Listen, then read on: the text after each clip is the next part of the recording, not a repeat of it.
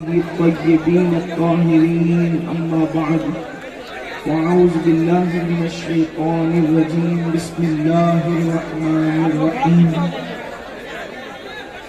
إنما يخشى الله من عباده العلماء صدق الله العظيم غوث اعظم بمنی بے سرو ساما مددے قبلہ دل مددے کعبہ ایمان مددے انتظار کرم تست من عینی رائے خدا جو خدا بین و خدا دا مددے بگردہ بے بلا افتادہ کشتی ضعیفان و شکستہ رات پشتی وحق کے خواجہ عثمان ہارون مدد کن یا معین الدین چشتی مدد کن یا معین الدین چشتی مدد کن یا معین الدین چشتی بڑا مجمع ہے، سب عشق و مستی میں ڈوب کر بلند آواز سے پڑھیں الصلاۃ والسلام علیک یا رسول اللہ،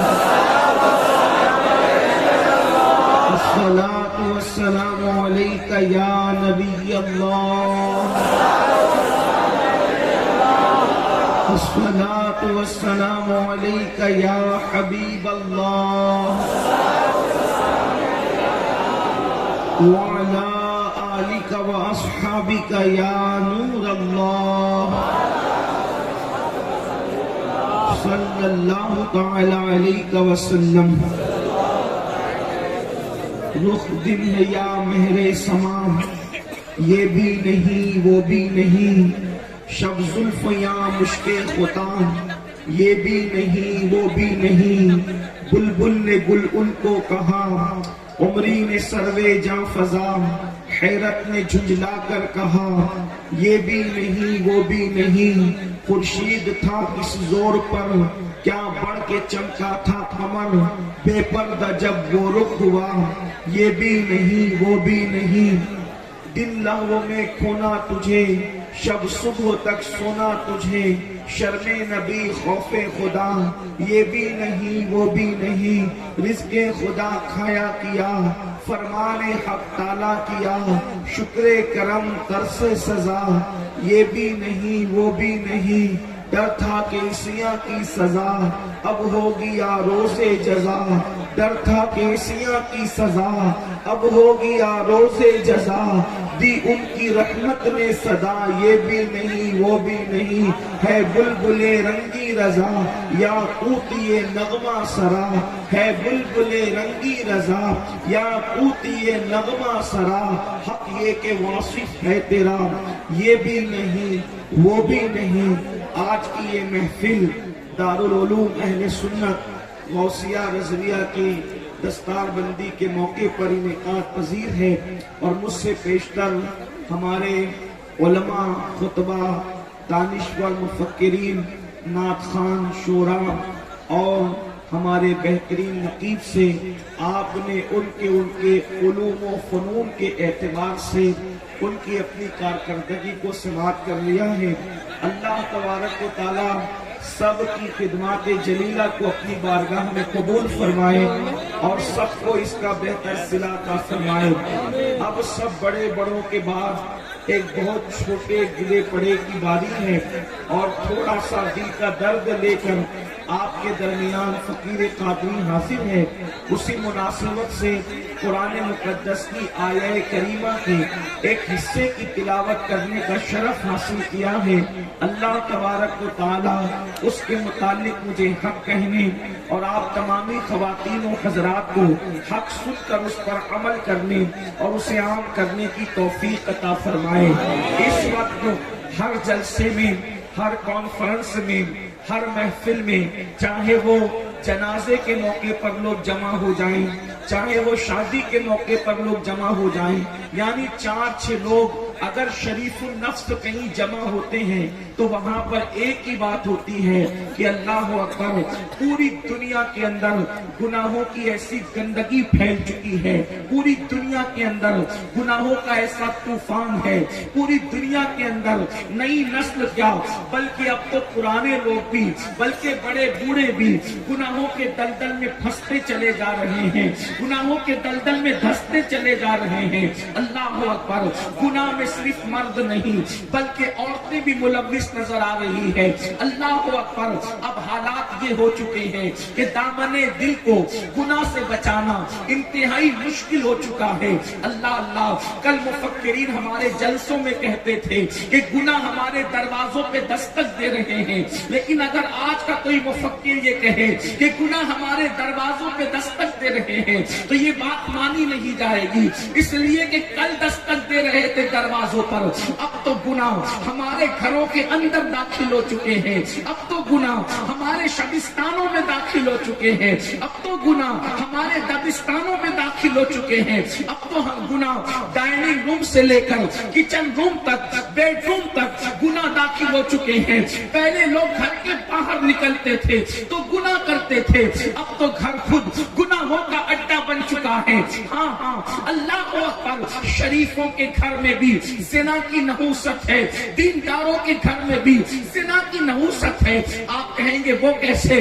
میں کہتا ہوں جو زنا کرتے ہیں وہ تو کرتے ہی ہیں، وہ تو گندگی میں ڈوبے ہی ہیں، لیکن اللہ اللہ جن کے دامن شرافت کی دنیا قسمیں کھانے کی بات کرتی ہے ان کے گھروں میں بھی فلموں کی شکل میں زنا ہے. اللہ اکبر. سیریلوں کی شکل میں زنا دیکھا اور دکھایا جا رہا ہے. اگرچہ کر نہیں رہے ہیں لیکن دیکھنے میں تو ملوث ہے. اور کہنے والوں نے کہا ہے کہ زنا جتنا کرنا برا ہے اتنا ہی دیکھنا برا بھی ہے. اللہ اکبر. اس طریقے سے شراب کی بوتلیں گھروں کی فریج میں رکھی ہوئی ہے، جوا عام ہو رہا ہے. گھروں کے نرم نرم گدوں پہ لیٹ کر کے جنگلی رمی کے نام پر اور دیگر ناموں پر لوگ جوا کھیل رہے ہیں. راتوں رات کروڑ پتی بننے کے چکر میں لوگ جوا کھیل رہے ہیں. اللہ اکبر. گویا کہ قیامت کی جن نشانیوں کا تذکرہ اللہ کے حبیب غیب کا نبی صلی اللہ علیہ وآلہ وسلم نے فرمایا تھا، آج وہ سب کچھ ہم اپنی نگاہوں سے دیکھ رہے ہیں. مثال کے طور پر فرمایا تھا عورتیں کپڑے پہن کر بھی ننگی رہے گی.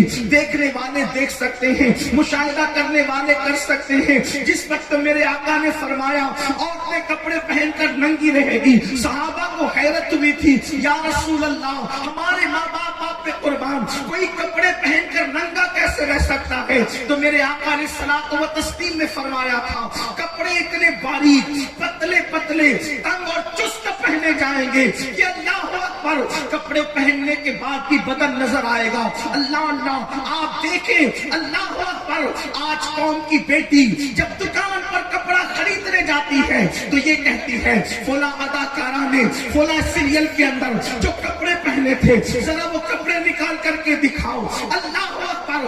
قوم کی بیٹیوں کو سیدہ فاطمہ کے لباس سے دلچسپی نہ رہی بلکہ قوم کی بیٹیوں کو اب سیریل کی اداکارہ کے لباس سے دلچسپی ہے. اللہ اکبر. فرمایا تھا میرے آقا صلی اللہ علیہ وآلہ وسلم نے کہ اللہ اکبر گھر گھر زناکاری عام ہو جائے گی، گھر گھر میوزک عام ہو جائے گی، گھر گھر سے گانے اور غزلوں کی آواز آئے گی. میرے آقا نے صلاۃ و تسلیم نے فرمایا مسجدیں ویران ہوگی. میرے آقا نے صلاۃ و تسلیم نے فرمایا قرآن کو مزین کیا جائے گا لیکن دین کا صرف نام رہ جائے گا. میرے آقا نے صلاۃ و تسلیم نے فرمایا اسی مجمع میں آپ دیکھ سکتے قیامت کی نشانیوں میں سے ایک نشانی اللہ کے رسول علیہ السلام نے فرمایا لوگ دین سننے کے لیے جمع ہوں گے لیکن لوگ دین پر عمل کرنے کے لیے جمع نہیں ہوں گے. آپ دیکھ لیں لوگ ہزاروں کی تعداد میں جلسے میں آتے ہیں، ہم خوش ہوتے ہزاروں آ گئے. یاد رکھنا یہ سر سیاسی جلسوں میں گنے جاتے ہیں، مذہبی جلسوں میں سر نہیں بلکہ دل دیکھے جاتے ہیں.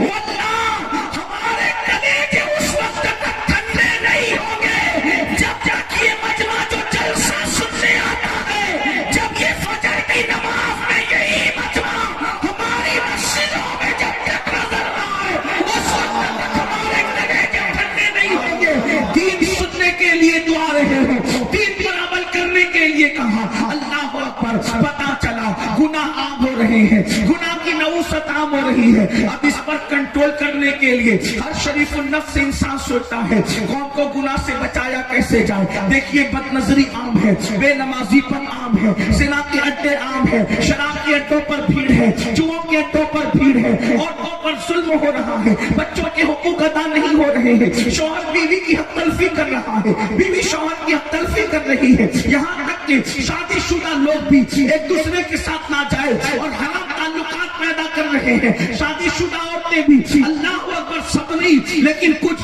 کسی نہ کسی کا ہاتھ پکڑتی نظر آ رہی ہے. شادی شدہ مرد بھی ناجائز تعلقات قائم کرتے نظر آ رہے ہیں. ان حالات میں ایک شریف النفس انسان سوچتا ہے آخر ان گناہوں کا سدباب کیسے کیا جائے, گناہوں سے کیسے روکا جائے, گناہوں پہ بن کیسے باندھا جائے. تو یاد رکھنا جلدی جلدی اپنی گفتگو کی طرف آنا چاہتا ہوں, اصل عنوان کی طرف آنا چاہتا ہوں. تو کہنے والا کہتا ہے کہ اللہ اکبر, انسان کو گناہ سے روکنے کے لیے ایک ہی چیز ہے اور اسی ایک چیز کے ذریعے سے انسان کو گناہ سے روکا جا سکتا ہے. وہ یہ ہے کہ انسان کے دل میں اللہ کا ڈر پیدا کر دیا جائے, اللہ کا خوف پیدا کر دیا جائے, اللہ کی خشیت پیدا کر دی جائے. یاد رکھنا خدا کا خوف وہ ہے کہ اللہ اکبر, وہ قوم جس نے ماں کی گود میں شراب پینا سیکھا تھا, جب آمنہ کے لال نے اس دل کے اندر اللہ کی خشیت پیدا کی تو وہ شراب کے مٹکے توڑتے نظر آئے تھے. اللہ اکبر, وہ ماحول جس میں جانوروں کے ساتھ زنا کیا جاتا تھا, وہ ماحول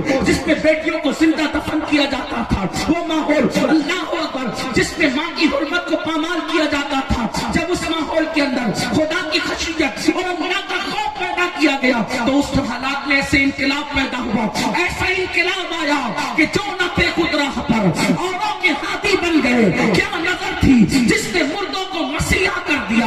اللہ اکبر, نمک اور کافر میں فرق نہ کرنے والے آسمان ہدایت کے تارے بن گئے. وجہ کیا تھی؟ خدا کی خشیت, اللہ کا خوف. اللہ دیکھ رہا ہے. اس تصور کے ساتھ اللہ کے رسول علیہ السلام نے لوگوں کو زندگی گزارنے کا شعور عطا فرمایا. پتہ چلا اللہ کا خوف جس دل میں پیدا ہوتا ہے, خدا کی خشیت جن کے دلوں کے اندر پیدا ہوتی ہے, وہ انسان گناہ چھوڑ دیتا ہے. جب دل میں اللہ کا خوف پیدا ہوگا انسان ناپ تول میں کمی نہیں کرے گا. جب دل میں اللہ کا خوف پیدا ہوگا تو اللہ سے ڈرنے والا کسی پر بد نظری اور بد نگاہی نہیں کرے گا, اس لیے کہ اس کو معلوم ہوگا کہ اللہ اکبر میرے رب کا فرمان ہے کہ جو آنکھیں پاپ کی نظر سے کسی عورت کو دیکھتی ہے ان آنکھوں کے اندر جہنم کی آگ کی سلاخیں ڈالی جائے گی. تو ایک انسان سوچتا ہے جب میری آنکھیں اللہ اکبر, میری آنکھیں چھوٹا سا تنکا برداشت کرنے کے لیے تیار نہیں, میری آنکھیں چھوٹا سا کنکر برداشت کرنے کے لیے تیار نہیں, حتیٰ کہ اگر گھر میں خاتون پیاز کاٹ رہی ہو تو پیاز کے ننھے ننھے ذرات جب کسی آنکھ کے اندر جاتے ہیں تو وہ ننھے سے ذرات آنکھ ہماری برداشت نہیں کر پاتی. لیکن سچے سچے رسول نے فرمایا, صادق و مصدوق صلی اللہ علیہ وسلم نے فرمایا کہ جن مردوں نے دنیا میں عورتوں کو پاپ کی نظر سے دیکھا ہوگا ان کی آنکھوں میں آگ کی سلاخیں ڈالی جائے گی, ان کی آنکھوں میں آگ بھری جائے گی. اپنی قوم کے جوانوں سے پوچھنا چاہتا ہوں, اپنی جوانی پر غرور کر کے خدا کے عذاب کو چیلنج کرنے والوں, اپنی جوانی پہ گھمنڈ کر کے خدا کے عذاب کو دعوت دینے والوں, خدا کے غضب کو دعوت دینے والوں, اپنی کمزوری تو دیکھو. ننھا سا تنکا اپنے گھر کا اڑ کر کے اگر آنکھوں میں آئے تو ہماری آنکھ اس کو برداشت نہیں کر سکتی. پیاس کے ننھے ننھے ذرات ہماری آنکھ اس کو برداشت نہیں کر سکتی. وہ پیاز کہ کتنی کھا کے ہضم کر گئے اس کا حساب ہمارے پاس نہیں ہے, اس کا ذرات برداشت نہیں کر سکتی. تو دنیا کی آگ سے 70 درجہ زیادہ جو جہنم کی آگ ہے, جب اس کی سلاخیں کسی عورت کو پاپ کی نظر سے دیکھنے کی بنیاد پر آنکھوں میں ڈالی جائے گی, اس وقت ہمارا کیا بنے گا, اس وقت ہمارا انجام کیا ہوگا. یاد رکھنا, اگر یہ بات کوئی مولوی کہہ دیتے تو لوگ کہتے مولوی لوگوں کی تو عادت ہے ڈرانے کی. اگر کوئی سیاسی لیڈر کہتا تو لوگ اس کا مذاق اڑا سکتے تھے, مگر واللہ یہ مولوی نے نہیں بلکہ مولا نے فرمایا ہے, مالک و مولا نے فرمایا ہے, مالک کے حبیب نے فرمایا ہے, غیب کا نبی نے فرمایا ہے, مصطفیٰ جان رحمت نے فرمایا ہے, اور صاحب نے فرمایا جس نے اپنی زبان سے اپنی طبیعت کے مطابق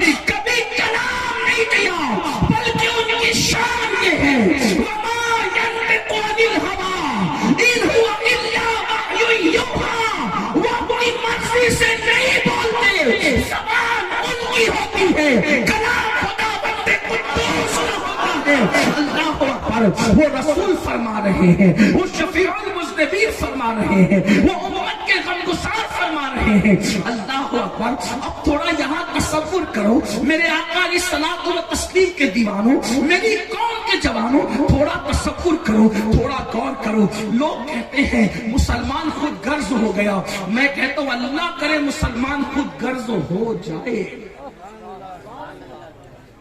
میں کہتا ہوں مسلمان سیلفش تو ہو جائے، کیونکہ خود غرض اس کو کہتے ہیں جو اپنا صرف سوچتا ہے، کسی اور کا نہیں سوچتا۔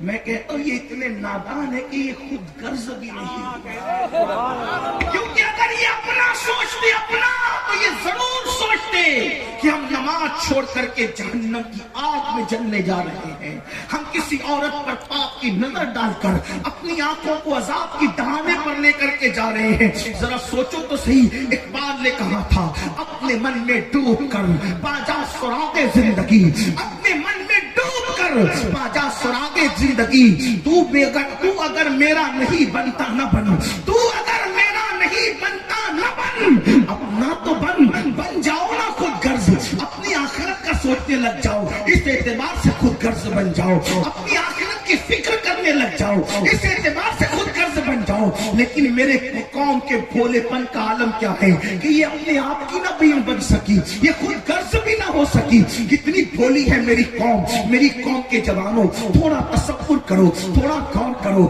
آقا کیا فرما رہے ہیں؟ کسی عورت پر پاپ کی نظر ڈالی تو آنکھوں میں آگ کی سلاخیں ڈالی جائے گی۔ اب آپ سے پوچھتا ہوں، یعنی عورت نے دوپٹہ اوڑھ رکھا تھا، عورت نے پورے کپڑے پہن رکھے تھے، اور تم نے اس کو پاپ کی نظر سے دیکھا تو آنکھوں میں آگ کی سلاخیں ڈالی جائے گی۔ اور جو ہیروئن کو ننگا ناچتے ہوئے فلموں میں دیکھتے ہیں ان پر عذاب کا عالم کیا ہوگا؟ اللہ اکبر۔ جو ہیرو اور ہیروئن کا زنا دیکھتے ہیں، اللہ اکبر۔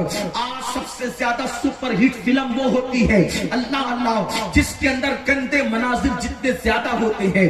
پوچھنا چاہتا ہوں، آئے عاشقان رسول ابھی یہاں اگر کوئی مقرر کہہ دے قبر میں رسول اللہ کا دیدار ہوگا، میدان محشر میں رسول اللہ کا دیدار ہوگا، تو پوری مجلس ناروں سے گونج جائے گی۔ لیکن ایک سوال کرتا ہوں، کیا ہمت لائے ہو آپ دنیا کے اندر جن آنکھوں سے زنا کے مناظر دیکھ رہے ہو، جن آنکھوں سے رات کے 3 بجے تک گدوں پر لیٹ کر، نرم گدوں پہ لیٹ کر ہیرو ہیروئن کا زنا دیکھ رہے ہو، انہی آنکھوں سے رسول اللہ کو دیکھو گے، انہی آنکھوں سے آقا کا دیدار کرو گے، اور کیسے کرو گے؟ اللہ اکبر۔ شرم نہیں آتی؟ سوچتے نہیں؟ یاد رکھنا خدا بند قدوس کی غیرت کا یہ عالم ہے، جن آنکھوں نے پاپ دیکھا ہوگا خدا ان آنکھوں کو محبوب کا دیدار نصیب نہیں فرمائے گا۔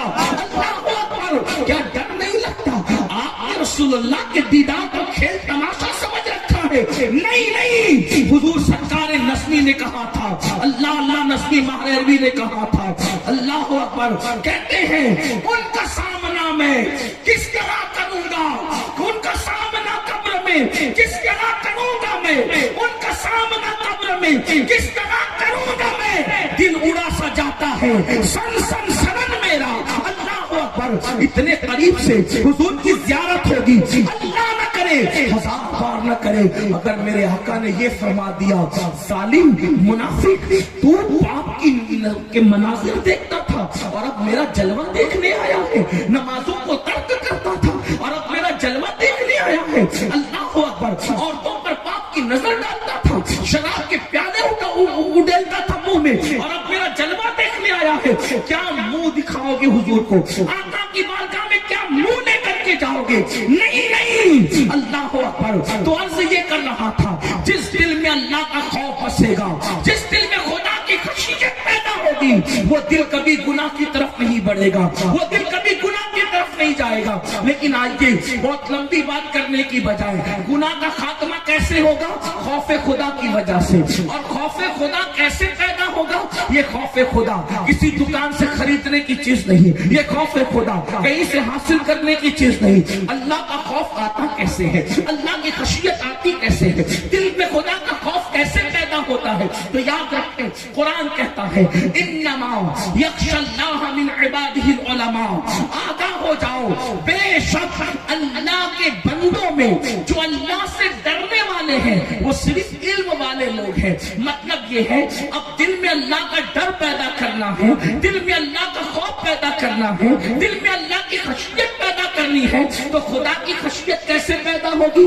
علم دین کی برکت سے. علم حاصل کرو گے تو اللہ کا ڈر پیدا ہوگا, اللہ کی خشیت پیدا ہوگی. اور یاد رکھنا, جس کے دل میں اللہ کا ڈر نہیں وہ پڑھا لکھا تو ہو سکتا ہے مگر عالم نہیں ہو سکتا.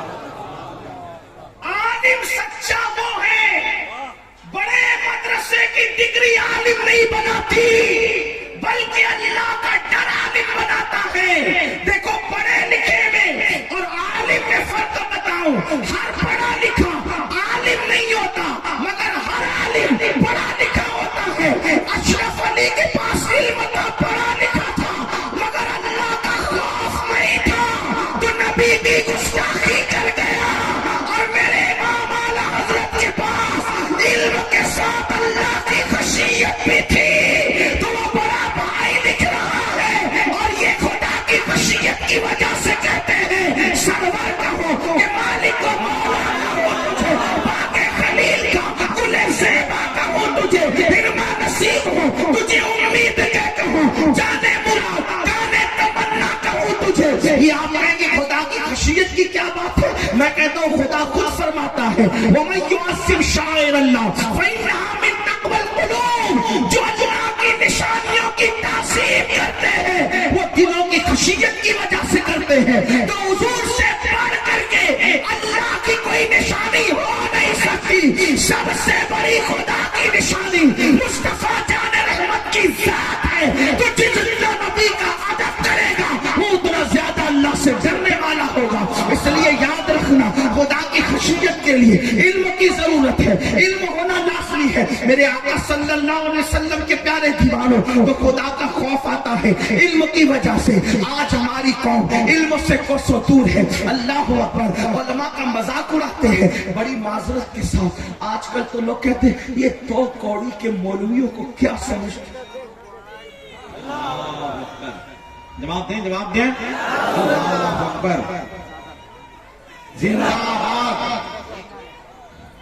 زندہ باد. آج کل کچھ لوگ کہتے ہیں یہ دو کوڑی کے مولویوں کو کیا سمجھتا ہے.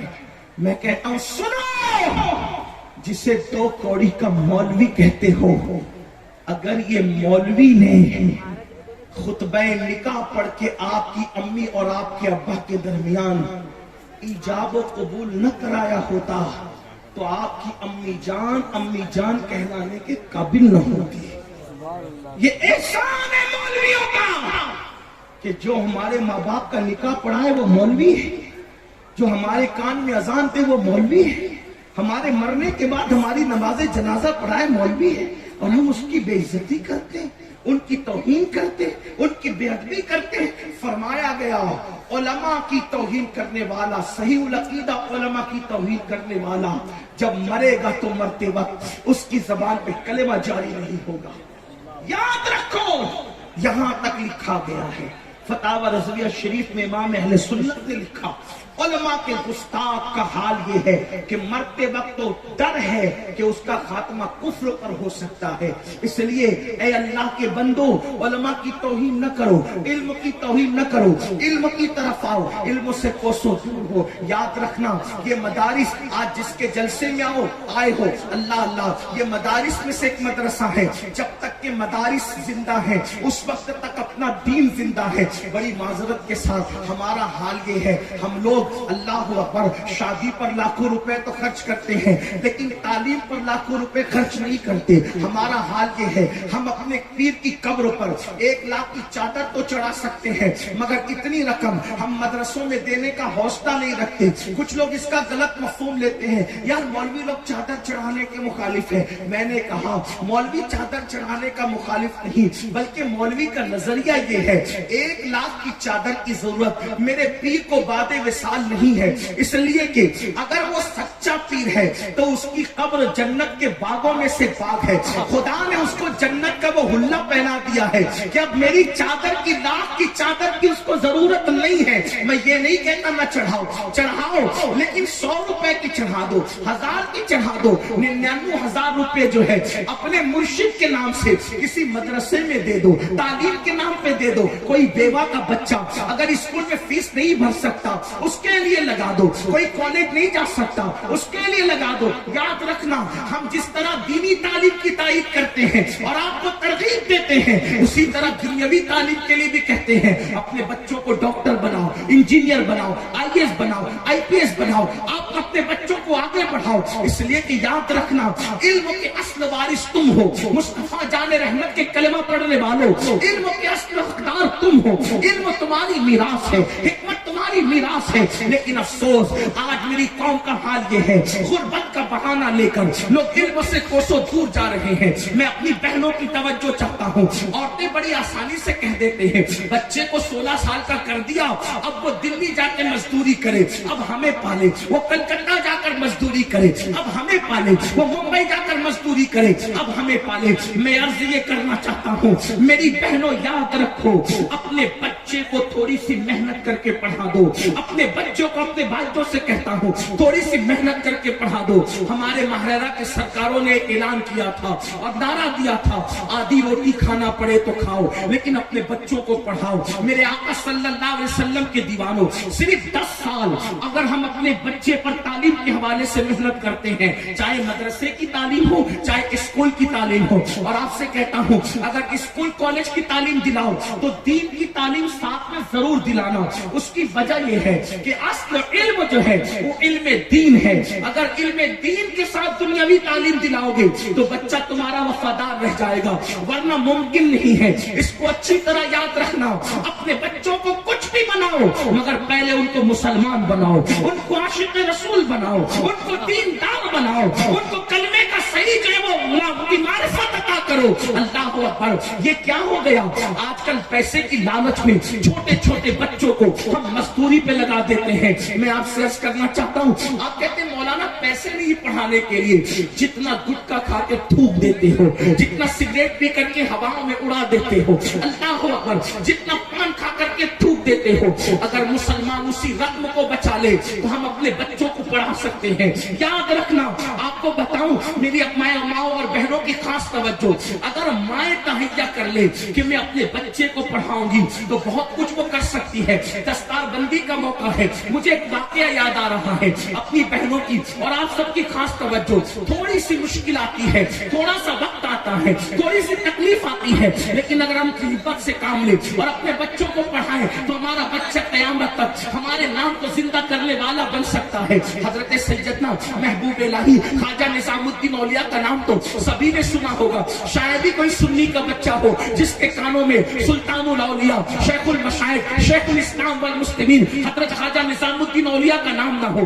جانتے ہیں خواجہ نظام الدین اولیاء, اللہ اکبر, چھوٹی سی عمر ہے, ان کی والدہ بیوہ ہو گئی اور آپ یتیم ہو گئے. تو جانتے ہیں کیا ہے حالات یہ تھے, گھر میں فاقہ رہتا تھا, گھر میں کئی کئی دن تک کھانے کو نہیں رہتا تھا. نظام الدین اولیاء فرماتے ہیں میرا بچپنا تھا جب ہمارے گھر میں فاقہ ہوتا تھا تو میری امی جو رابعۃ العصر تھی وہ یہ نہیں کہتی تھی کہ بیٹا آج فاقہ ہے. میری ماں یہ نہیں کہتی تھی, دیکھو بچوں کی تربیت ماں کیسے کرتی تھی, میری ماں یہ نہیں کہتی تھی کہ آج فاقہ ہے, بلکہ میری ماں کہتی تھی بیٹا آج ہم اللہ کے مہمان ہیں. جب امی کہتی تھی آج ہم اللہ کے مہمان ہیں تو میں سمجھ جاتا تھا آج گھر میں فاقہ کرنا ہوگا. بلکہ کئی دن تک ماں کے جملے میرے کانوں میں رس کھولتے تھے کہ ماں کہتی تھی آج ہم اللہ کے مہمان ہیں, مطلب فاقہ کرنا ہے, آج ہم اللہ کے مہمان ہیں, آج فاقہ کرنا ہے. فرماتے ہیں کئی دن تک جب مسلسل گھر میں کھانا پکتا تو میں امی سے کہتا امی اب تم کب کہو گی کہ آج ہم اللہ کے مہمان ہیں, اس لیے کہ مجھے کھا کر کے وہ سکون نہیں ملتا جو یہ جملہ سن کر کے سکون ملتا ہے کہ آج ہم اللہ کے مہمان ایمان ہے. جانتے ہیں اللہ اکبر جب قدوری تک کے حضرت محبوب الہی کو ان کے استاد نے پڑھا دیا تو اس دور کے حساب سے استاد نے کہا بیٹا اب تمہیں تمہاری دستار کرنی ہوگی, تمہاری دستار کرنی ہوگی, اس لیے کہ میں تمہیں جتنا پڑھا سکتا تھا پڑھا چکا, اب تمہاری دستار کرنی ہوگی. استاد سے پوچھا استاد یہ دستار کا پروگرام کیسے ہوگا؟ تو کہا تمہیں امامہ لانا پڑے گا اور جو علماء مشائخ آئیں گے ان کی تمہیں دعوت کرنی پڑے گی. گھر گئے اور جا کے کہا امی استاد کہتے ہیں کہ دستار بندی کے موقع پر علماء مشائخ کی دعوت ہوگی اور ان کے ہاتھوں سے دستار باندھی جائے گی. تو ماں نے کہا کب ہوگی دستار؟ امی فلاں دن ہوگی. تو کہا تمہارے استاد سے مہلت لے لو بیٹا, اس لیے کہ ہمارے پاس دستار خریدنے کے لیے بھی پیسے نہیں ہے, تو میں کام کروں گی دن میں اپنا جو کام کرتی ہوں محنت مزدوری وہ کروں گی اور رات کے وقت ٹائم نکال کر تمہاری دستار اپنے ہاتھ سے بن لیا کروں گی اور تمہاری دستار اپنے ہاتھ سے بناؤں گی. اور پھر جو ہے استاد سے ٹائم لے لو. جب استاد نے یہ سنا تو کہا امی سے کہہ دینا دستار کا انتظام وہ کر لے, علماء مشائخ کی دعوت کا انتظام میں خود کر لوں گا. اور اس کے بعد ماں نے اپنے ہاتھوں سے چاند کی روشنی میں رات بھر جگ کر محبوب الہی کی دستار تیار کی. اور جب دستار تیار ہوئی اور آپ کے سر سے باندھی گئی تو جب دستار بندھ رہی تھی تو باندھنے والے استاد کے قدم محبوب الہی نے چوما تو اس وقت ایک مجذوب وہاں موجود تھے. وہ فرما رہے تھے لوگ آج اس کو قدوری پڑھنے والا بچہ دیکھ رہے ہیں لیکن میں اس کو محبوب الہی کی شکل میں دیکھ رہا ہوں. آپ اندازہ فرمائے ماں کی محنت بچوں کو کتنا آگے بڑھاتی ہے, مگر افسوس آج کی مائیں تو صرف میک اپ میں مصروف ہے, آج کی مائیں تو اچھے لباس کی شوقین ہے, آج کی مائیں تو زیورات کی شوقین ہے. اے خاتون جنت کی کنیزوں یاد رکھو ماں کو سیریل کی اداکارہ کی نقل کرنے سے نسلیں نہیں سوڑے گی. خدا کی سب کی قسم آج بھی مسلمان سے لے کے کافر تک, اللہ اکبر, مشرق سے لے کے مغرب تک جب بھی کوئی کربلا کا مطالعہ کرتا ہے تو کربلا کا مطالعہ کر کے ہر انسان حیران رہتا ہے آخر کوئی کیسے ہو سکتا ہے جو خدا کی محبت میں وطن بھی چھوڑ دے, خدا کی محبت میں گھر بھی چھوڑ دے, خدا کی محبت میں تبتے ہوئے ایک ساتھ میں آ جائے. علی اصغر جیسا 6 مہینے کا لال لٹا دے, علی اکبر جیسا 18 سال کا جوان لٹا دے, پورا کے پورا کمبا لٹا کر کے, پورا کمبا لٹا کر کے آخری میں سر سجدے میں رکھ کر یار سے کہے اب بتا کہ تو راضی ہے یا نہیں. ایسی قربانی دینے والا پشتے زمین نے اور چشمے فلک نے نہیں دیکھا. دنیا حیران ہے لیکن جب دنیا حسین اعظم کو دیکھ کے حیران ہوتی ہے تو کہیں سے آواز آتی ہے حسین ایسے نہ ہوتے اگر ان کو فاطمہ جیسی ماں کی تربیت نصیب.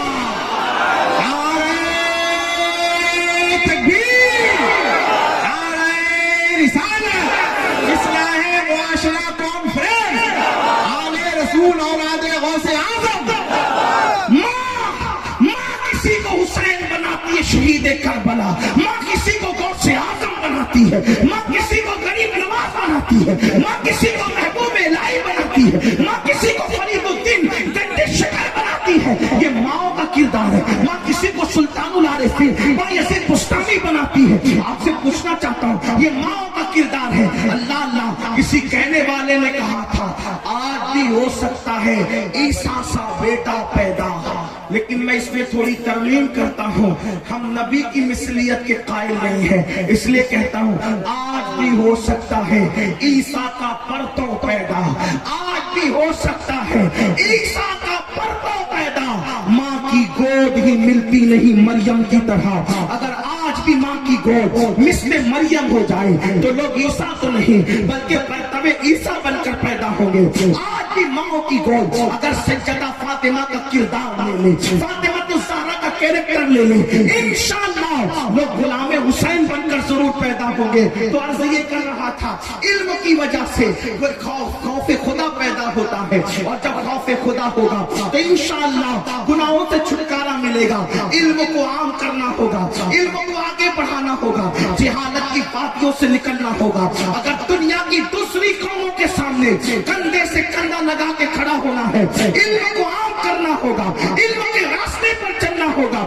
یاد رکھو, ہزاروں سال کے تسبیح کرنے والے, ہزاروں سال کے سجدہ کرنے والے فرشتے اگر کسی آدم کے سامنے جھکے ہیں تو صرف علم کی بنیاد پر جھکے ہیں, ورنہ آدم علیہ السلام نے تو اس وقت تک ایک مرتبہ بھی سجدہ نہیں کیا تھا. جس نے خود ایک بار بھی سجدہ نہ کیا ہو, اگر وہ مسجود بنائے ملائکہ کا تو وجہ کیا ہے؟ قرآن کہتا ہے وَعَلَّمَ آدَمَ الْأَسْمَاءَ كُلَّهَا ثُمَّ عَرَضَهُمْ عَلَى الْمَلَائِكَةِ فَقَالَ أَنبِئُونِي بِأَسْمَاءِ هَؤُلَاءِ إِن كُنتُمْ صَادِقِينَ. اللہ اکبر. علم آدم کے سامنے فرشتوں نے سر جھکا کر کے یہ بتا دیا تھا, اگر قوموں کو قدموں میں جھکانا ہے تو ان سے زیادہ آپ کو علم حاصل کرنا پڑے گا. لیکن افسوس, اللہ اکبر, وہ قوم جو دنیا کو علم کی خیرات دینے آئی تھی, وہ قوم جو دنیا کو زیور علم سے آراستہ کرنے آئی تھی, وہ قوم جو دنیا کو علم عطا کرنے آئی تھی, آج وہ قوم علم سے دور ہوتی جا رہی ہے. یاد رکھیں, جامعہ اہل سنت غوثیہ رضویہ آئیے مدرسہ اور جتنے اہل سنت کے مدارس آپ کے علاقے میں, ان کی مدد کریں, ان کی امداد کریں, ان کا تعاون کریں. میں اپنی گفتگو کو جلدی سے سمیٹ رہا ہوں, اس لیے کہ میرے بعد ایک عظیم خطیب کی خطابت حضور امیر سنی دعوت اسلامی کے حوالے سے آپ کو سماعت کرنی ہے. تو عرض یہ کر رہا تھا, یاد رکھنا علم ہونا ضروری ہے, لیکن پھر کہتا ہوں سائنس سکھاؤ, ٹیکنالوجی سکھاؤ, جغرافی سکھاؤ, الجبرا سکھاؤ, ہر علم سکھاؤ, مگر پہلے اپنے بچے کو مسلمان بناؤ تاکہ وہ دین سیکھے. آج بڑی معذرت کے ساتھ جتنے لوگ میرے بھائی بیٹھے ہیں, میں کسی کا ہاتھ نہیں اٹھاؤں گا, لیکن آپ سے کہنا چاہتا ہوں, ان میں سے کتنے لوگ ہیں جن کو وضو کرنا آتا ہے, جن کو غسل کرنا آتا ہے؟ بڑی معذرت کے ساتھ 3-3, 4-4 بچوں کے پاپ ہونے کے بعد بھی آج تک ان کو غسل کرنے کا طریقہ نہ آیا. میں آپ سے پوچھتا ہوں, جو پوری زندگی غسل نہ سیکھا وہ کیسا مسلمان؟ جس نے پوری زندگی وضو نہ سیکھا وہ کیسا مسلمان؟ جس کو کلمہ بھی پڑھنا نہ آتا ہو وہ کیسا مسلمان؟ میرے عزیز, میرے بھائیوں, ہمارے سروں پر موت کی تلوار لٹک رہی ہے, اور ایک دن وہ آئے گا, جلد آئے گا, اور اللہ اکبر, اس میں کوئی رکاوٹ نہیں بن سکتا. وہ موت کی لٹکتی ہوئی تلوار ہمارے جسم سے ہماری روح کے رشتے کو ختم کر دے گی. روح سے جسم کا رشتہ ٹوٹ جائے گا, اور جب روح سے جسم کا رشتہ ٹوٹ جائے گا تو یہ دنیا میں ہمیشہ نہیں رہیں گے. اس دنیا سے کوچ کرنا ہوگا, اس دنیا سے رخصت لینی ہوگی. اللہ اکبر. وہاں کیا دیکھا جائے گا؟ کفن میں فیکٹریاں نہیں لے جاؤ گے, کفن میں دولت نہیں لے جاؤ گے, کفن میں مال نہیں لے جاؤ گے, کفن میں حسب نسب نہیں لے جاؤ گے, خون کے رشتے تو یہی ٹوٹ جائیں گے. کفن میں کیا جائے گا؟ اللہ اکبر. قرآن کہتا ہے لا تنس نصیبک من الدنیا, اپنے نصیب کا دنیا سے مت بھول, دنیا سے اپنے نصیب کا مت بھول. تو دنیا سے کچھ نہیں لے جائے گا, یا تو کفن میں اپنا اچھا عمل لے جائے گا یا اپنا برا عمل لے جائے گا. اللہ اکبر. علم حاصل نہیں کرتے اس لیے ماں باپ کی حق کی ادائیگی نہیں کرتے, علم حاصل نہیں کرتے اس لیے بیوی کا حقوق کے حقوق نہیں جانتے, علم حاصل نہیں کرتے اس لیے شراب میں, جوئے میں اور الگ الگ جرائم کے اندر مبتلا ہے. آج آپ کو بتاؤں, اللہ اکبر, بہت سارے گناہوں کے اندر آج جو گناہ شباب پر ہے بہت تیزی کے ساتھ آگے بڑھ رہے ہیں. اور جب ہماری قوم کے 16, 17 سال کے لڑکے جن گناہوں کے اندر مبتلا ہیں وہ 3 ہیں, اور یہ 3 گناہ بہت کثرت سے عام ہو رہے ہیں. نمبر 1 ناجائز تعلقات, افیئر کے حوالے سے. نمبر 2 جوا, اور نمبر 3 شراب. یہ تو علم کی کمی ہے, لیکن یاد رکھنا علم کی کمی کوئی عذر نہیں ہے. میں نے آپ کو بتا دیا. اللہ اکبر. آج شاید ہی کوئی لڑکا ایسا ہوگا یا الا ماشاءاللہ کوئی بیٹی ایسی ہوگی, آپ برا نہیں مانے, سب کی بات نہیں کرتا, میں چند کی بات کرتا ہوں, لیکن حالات یہ ہیں جہاں تک میں اللہ کے پاس ضرورت ہے, خدا کرے میرے دل کا درد وہاں تک پہنچے. قوم کی بیٹیاں اللہ اجنبی لڑکوں سے بات کریں, نوجوان لڑکے اجنبی لڑکیوں سے بات کریں, اور پھر اس کو گرل فرینڈ کا نام کوئی دے دے, کوئی اس کو جو ہے وہ اللہ اکبر بوائے فرینڈ کا نام دے دے. اسلام میں اس کا کوئی تصور نہیں ہے. میرے عزیز بھائیوں, دین سیکھو تو دین آپ کو بتائے گا. چچا زاد بھائی سے, سگے چچا کے بیٹے سے بھی بالغ لڑکی کو پردہ کرنا ویسے ہی فرض ہے جیسے اجنبی مردوں سے پردہ کرنا فرض ہے. جو مذہب چچا زاد بھائی سے پردہ کرنے کا حکم دیتا ہو، جو مذہب ماموزات بھائی سے پردہ کرنے کا حکم دیتا ہو، جو مذہب پھوپھیزاد بھائی سے پردہ کرنے کا حکم دیتا ہو، آخر اس مذہب کے ماننے والے کالج کے اندر کیسے فرینڈ بنانے لگے، اسکولوں کے اندر کیسے فرینڈ بنانے لگے، اور فیس بک پہ بیٹھ کر کیسے فرینڈ بنانے لگے. دنیا مجھے چاہے جو نام دے میں اس کو گالی سننے کے لیے تیار ہوں، لیکن یہ ضرور کہوں گا بیٹیوں کے ہاتھ میں تسبیح اور بیلن اچھا لگتا ہے، بیٹیوں کے ہاتھ میں اسمارٹ موبائل کی کوئی ضرورت نہیں ہے. اگر بچیاں گالیاں دے تو چاہے دے لیں، لیکن میں اپنی قوم کے ذمہ داروں سے گزارش کرتا ہوں، بیٹی اگر 5 لاکھ کے زیور مانگے، بیوی اگر 5 لاکھ کے زیور مانگے، اس کو 5 لاکھ کا زیور لا کر کے دے دینا، 5 کی بجائے 10 لاکھ کا لا کر دے دینا اگر اللہ نے حیثیت دی ہے، لیکن 5,000 کا اسمارٹ موبائل لا کر کے مت دینا. اس لیے کہ آج گھروں میں بیٹھ کر کے جو ناجائز تعلقات کی وبا عام ہو رہی ہے، اس کا سب سے بڑا ذریعہ اسمارٹ فون ہے. بیٹیوں کو اسمارٹ فون نہ دو، اگر بہت زیادہ ضرورت ہے تو صرف فون پر بات کرنے کے لیے کوئی ہلکا پھلکا سا ایسا ہو جس میں تصویریں نہ ہو، جس میں انٹرنیٹ نہ ہو، اس میں آبرو بچانے کا ذریعہ ہے. ورنہ یاد رکھو آج فیس بک نے وہ دن دکھائے کہ شریف گھروں کی بیٹیاں بھی دوسروں کے ساتھ بھاگتی ہوئی نظر آئی ہے. اللہ اکبر، کیا طوفان انٹرنیٹ کے جنگل نے وقع کیا ہے، اس کا اندازہ شاید دیہات میں بیٹھے ہوئے لوگوں کو نہیں ہو سکتا. میرے آقا صلی اللہ علیہ وسلم کے دیوانوں، یاد رکھو ہمارے یہاں بیٹی کی عزت کو بہت بلند مقام دیا گیا ہے. لوگ کہتے ہیں مسلمان بیٹی کی آزادی نہیں چاہتا، ہم کہتے ہیں بیٹی کی آزادی اس لیے چاہے تم بھیڑیا یہ کہے کہ بکری کو تیرے کھوٹے سے کھول کے آزاد کر دے تاکہ میں اچھل جاؤں آزادی کے نام پہ. سن لو، بکری کی بھی بھلائی اس میں ہے اور مالک کی بھی بھلائی اس میں ہے کہ جس کو کھوٹے پہ رکھنا چاہیے اس کو کھوٹے میں رکھے، جس کو گھر میں رکھنا چاہیے اس کو گھر میں رکھے، اور جس کو آزاد رکھنا چاہیے اس کو آزاد رکھے.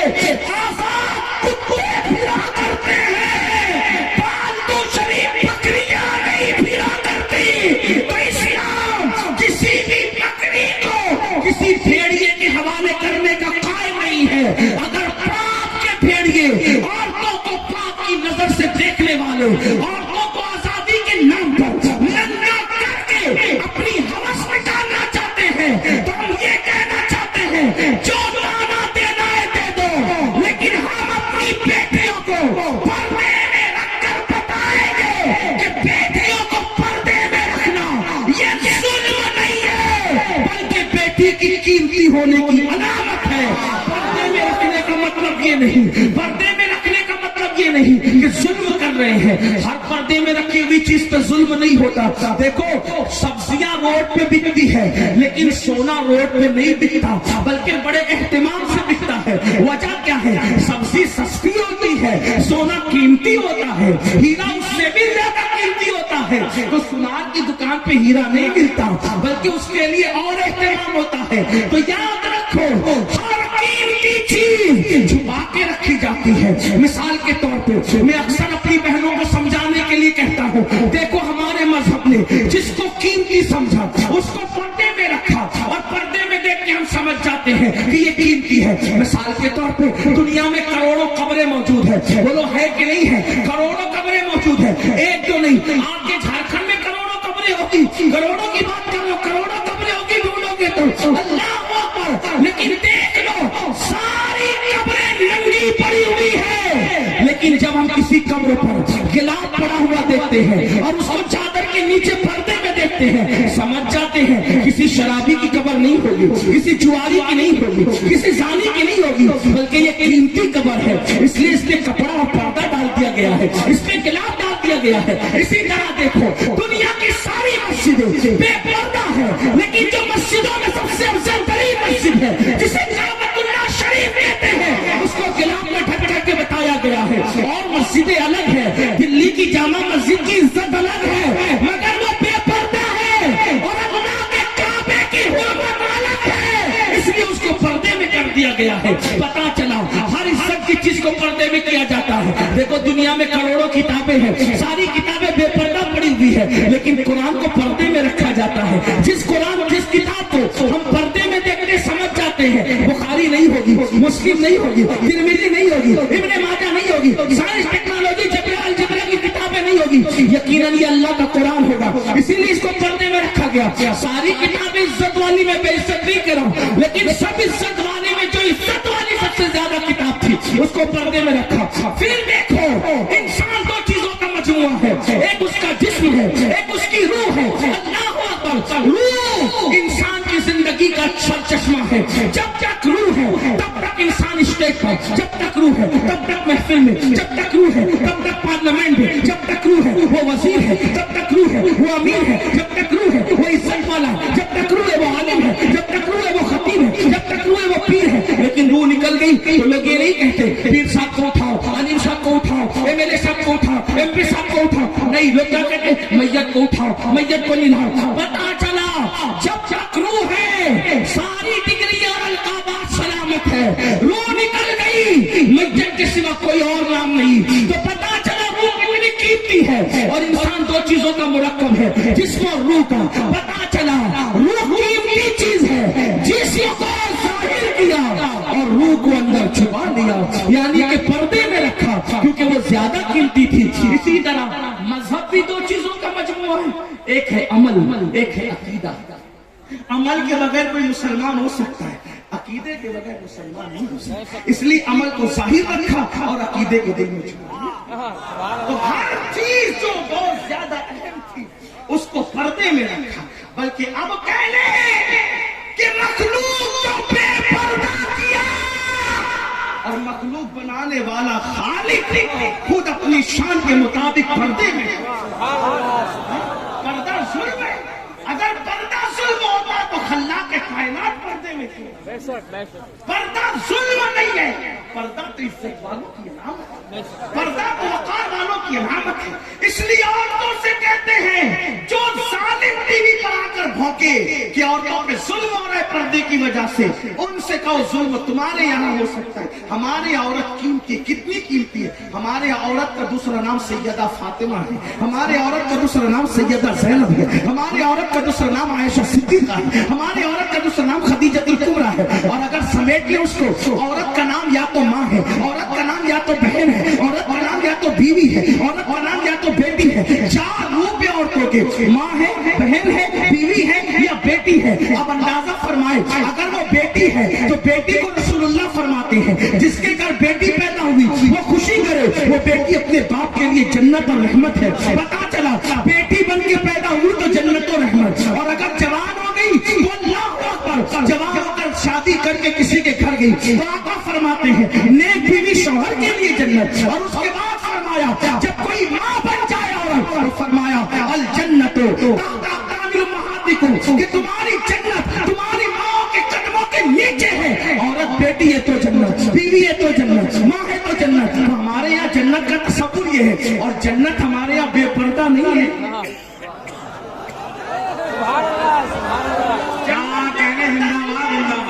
جو جنت وہ بے پردہ نہیں ہے بلکہ جنت پردے میں ہے, اور اتنی پردے میں ہے کہ قرآن کہتا ہے سدرۃ المنتہی, وہ کہاں ہے, وہ سدرۃ المنتہی پر ہے جسے جنت کہتے ہیں. یعنی جنت کو 7 آسمانوں کے پردے میں رکھا, جنت کو 7 آسمانوں کے پردے میں رکھا. اور ہمارے یہاں عورت جنت سے کم نہیں, اسی کی اور کچھ بھی ہو سکتا ہے. لوگوں نے جوؤں میں ہارا اس لیے ان کو اہمیت ہو یا نہ ہو, لوگوں نے گم کر دیا انہیں اہمیت ہو یا نہ ہو, لوگوں نے ان کا سودا کیا اہمیت ہو یا نہ ہو. ہمارے یہاں تو بڑی اہمیت ہے. اس لیے تو پہلی بات یہ عرض کر رہا تھا کہ آج ناجائز تعلقات کے حوالے سے بہت زیادہ معاملات بڑھ رہے. نمبر 2 جوا, جوئے کے معاملات, خاص طور پہ آج انٹرنیٹ پر جو جوا عام ہو رہا ہے, اور اس کو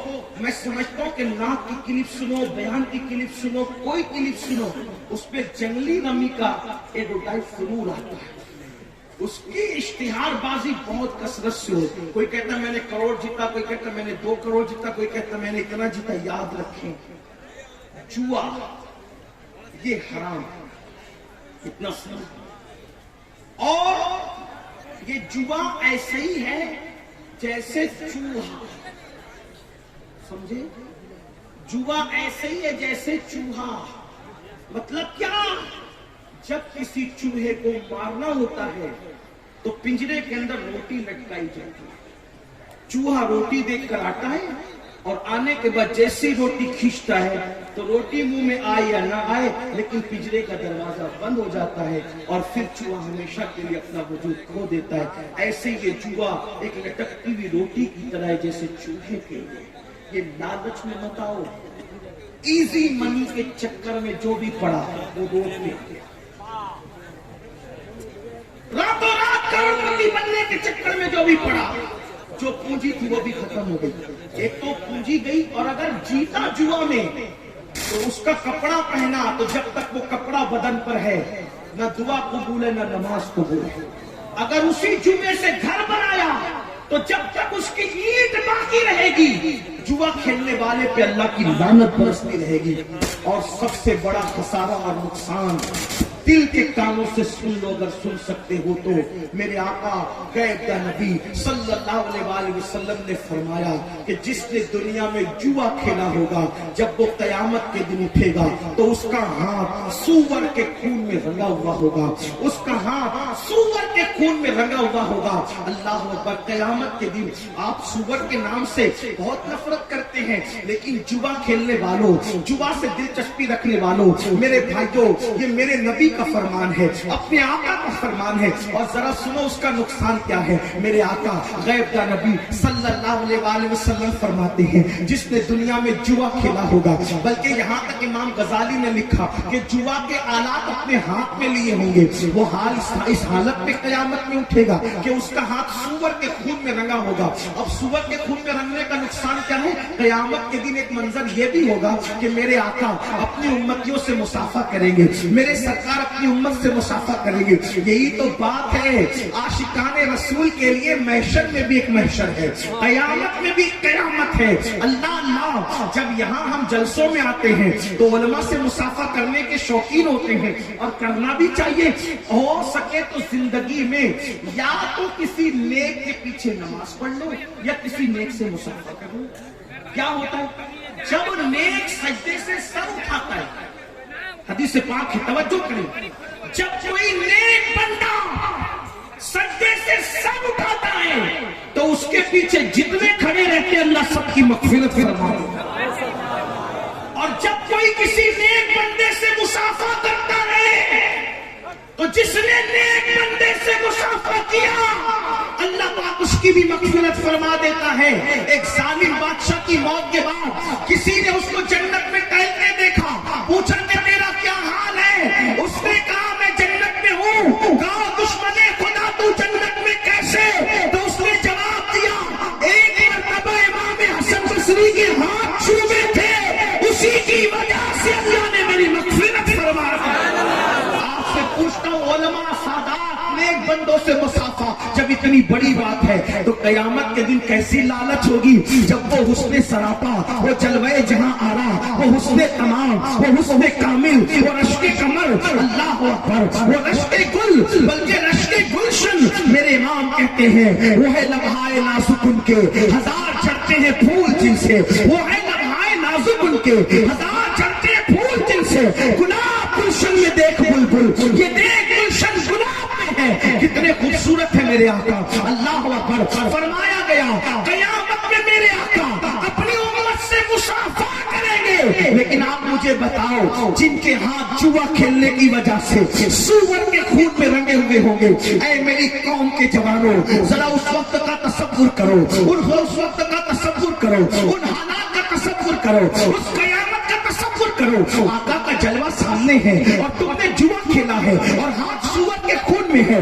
तो क्या मेरे आका से मुसाफा कर सकोगे? उस वक्त का पछताना कैसा पछताना होगा, उस वक्त की हसरत कैसी हसरत होगी, उस वक्त की तकलीफ कैसी तकलीफ होगी। मगर याद रखो اس وقت کے پچھتانے سے کوئی کام نہیں آئے گا, کچھ ہاتھ نہیں آئے گا. اگر پچھتانا ہے تو ابھی, توبہ کرنا ہے تو ابھی, پلٹنا ہے تو ابھی, اللہ اکبر, رجوع کرنا ہے تو ابھی. اور تیسرا اور آخری گناہ تو بہت ہے, لیکن اب آخری گناہ پڑھ کر اپنی گفتگو مکمل کرنا چاہتا ہوں, لیکن سب کو دھیان سے سننا ہوگا. وہ گناہ کون سا ہے؟ وہ گناہ نشے کا گناہ ہے. آج اللہ اکبر, فلموں کی وجہ سے, سیریلوں کی وجہ سے, آوارہ دوستوں کی وجہ سے نشہ بڑھتا جا رہا ہے, اتنا بڑھ رہا ہے. کوئی نشے سے, کوئی شراب سے نشہ کر رہا ہے, کوئی ایم ڈی سے نشہ کر رہا ہے, کوئی انجیکشن سے نشہ کر رہا ہے, کوئی ہیروئن سے نشہ کر رہا ہے, کوئی چرس اور بھنگ سے نشہ کر رہا ہے, کوئی گولیوں سے نشہ کر رہا ہے, کوئی دواؤں سے نشہ کر رہا ہے. یاد رکھنا, میرے آقا غیب نبی صلی اللہ علیہ وآلہ وسلم نے فرمایا, کل مسکر حرام, ہر نشہ آور چیز حرام ہے. میرے بھائیو, ہر نشہ حرام ہے, کسی بھی نشے کی اجازت نہیں دی گئی. اور آپ جانتے ہیں, اللہ اکبر, کتابوں میں لکھا ہے, عبد الملک ابن مروان کے دربار میں, مروان کا بیٹا عبد الملک جب وہ بادشاہ بنا, اس کے دربار میں کفن چور آیا اور اس نے کہا میں نے کفن چوری سے توبہ کی. تو مروان کے بیٹے عبد الملک نے پوچھا, اے کفن چور, تو نے کیسے توبہ کی, کیوں توبہ کی, توبہ کرنے کی وجہ کیا ہے؟ تو اس نے بیان کیا, ایک مرتبہ میں کفن چوری کرنے گیا تو میں نے کیا دیکھا, ایک قبر میں نے کھولی, تو قبر کھولنے کے بعد کیا دیکھا کہ مردے کا چہرہ قبلے سے پھرا ہوا ہے, مردے کا چہرہ قبلے سے پھرا ہوا ہے, اور اس کی قبر میں آگ بھڑک رہی ہے. اللہ اکبر, اس کی چیخیں نکل رہی ہے. میں حیران ہو کے بھاگا تو غیب سے آواز آئی, اے بندے پوچھنا نہیں کہ اس کا چہرہ قبلے سے کیوں پھرا ہوا ہے, اس کی قبر میں آگ کیوں بھڑک رہی ہے. تو میں نے پوچھا کیوں بھڑک رہی ہے, تو کہا یہ نماز میں سستی کرتا تھا, یہ نماز نہیں پڑھتا تھا, اس لیے اس کا چہرہ قبلے سے پھرا ہوا. مجھے یہ حکمت سمجھ میں آئی, بے نمازی کا چہرہ قبلے سے پھرا ہوا کیوں؟ کیونکہ وہ دنیا میں قبلے کی طرف رخ نہیں کرتا تھا. تو جیتے جی جس نے نماز کی حالت میں قبلے کی طرف رخ نہیں کیا, اللہ اکبر, اللہ نے مرنے کے بعد اس کا منہ قبلے سے پھیر دیا.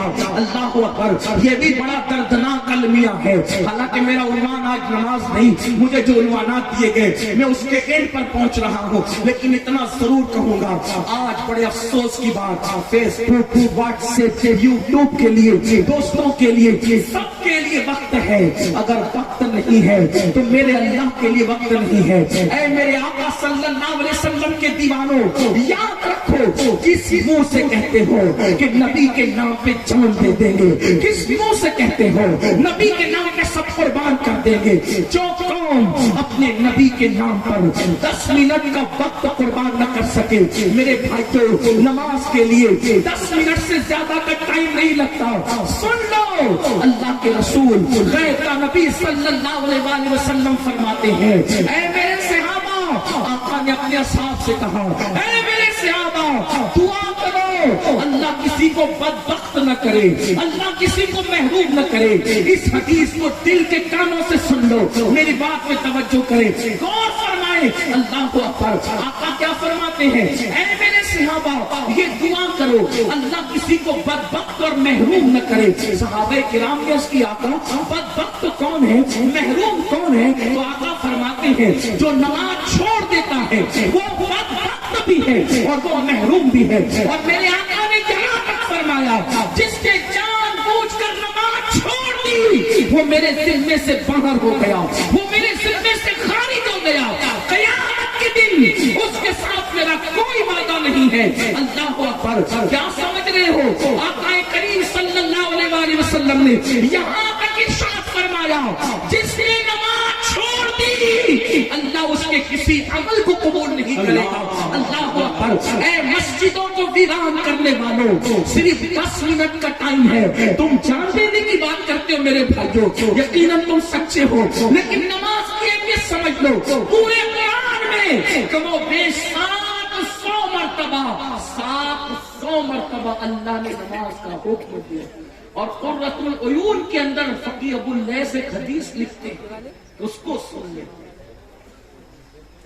حدیث پاک سنیں, اللہ کے رسول علیہ السلام فرماتے ہیں, جہنم میں ایک وادی ہے, جس وادی سے دن میں 5 مرتبہ جہنم خود بھی اللہ کی پناہ مانگتا ہے. ایک وادی جہنم میں ایسے ہے جس سے دن میں 5 مرتبہ جہنم بھی اللہ کی پناہ مانگتا ہے. اور اس وادی کی آگ کا یہ حال ہے, آگ کی حرارت کا یہ حال ہے کہ اگر اس میں پہاڑ ڈال دیے جائیں تو پہاڑ بھی پگھل جائیں. اس جہنم کی وادی میں پہاڑ بھی پگھل جائیں. صحابہ نے پوچھا آقا اس میں کون ڈالا جائے گا؟ فرمایا دو لوگ, ایک تو جس نے حرام کھایا لقمہ وہ, اور دوسرا وہ جس نے نماز کو جان بوجھ کے ترک کر دیا. میں آپ سے پوچھتا ہوں, اگر آپ یہ قید لگاتے نا کہ امین القادری ہمارا پیر پکڑ لے تو ہم نماز پڑھیں گے, میں آپ سب کے پیروں کو پکڑ کے کہتا کہ نماز پڑھو. کیوں؟ اس کی وجہ یہ ہے میرے عزیز, اتنے کمزور ہیں ہم کہ مچھر کا ڈنک ہم سے برداشت نہیں ہوتا.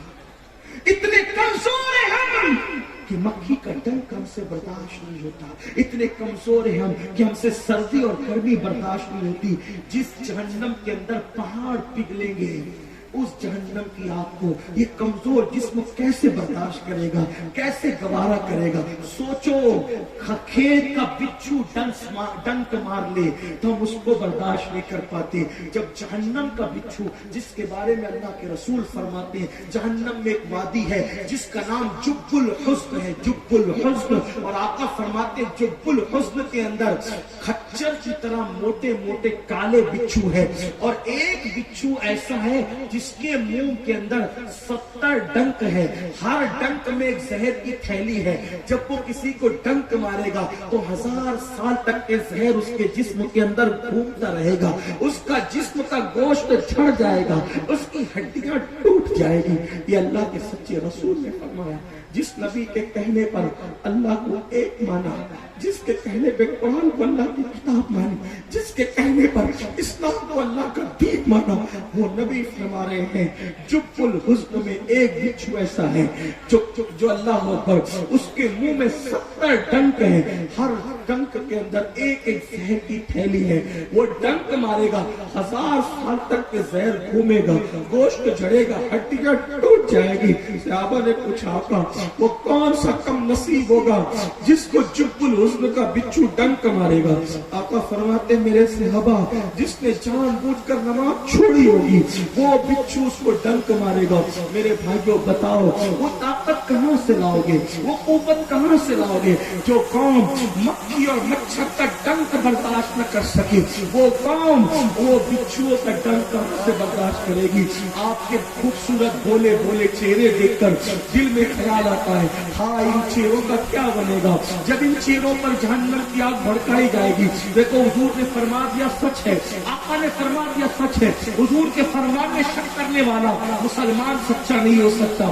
اس لیے یاد رکھو, آج توبہ کرو, بدلو, تبدیل کرو. تو عرض کیا کر رہا تھا, عبد الملک بن مروان کے دربار میں وہ کفن چور کہتا ہے قبلے سے چہرہ پھرا تھا اور آگ بھڑک رہی تھی قبر میں. تو میں نے پوچھا کون ہے, تو کہا گیا یہ بے نمازی تھا. پھر میں دوسری قبر کی طرف بڑھا اور میں نے دوسری قبر کھولی. تو جیسے ہی میں نے دوسری قبر کھولی میری بات آپ توجہ اللہ آپ کو رحم کرے.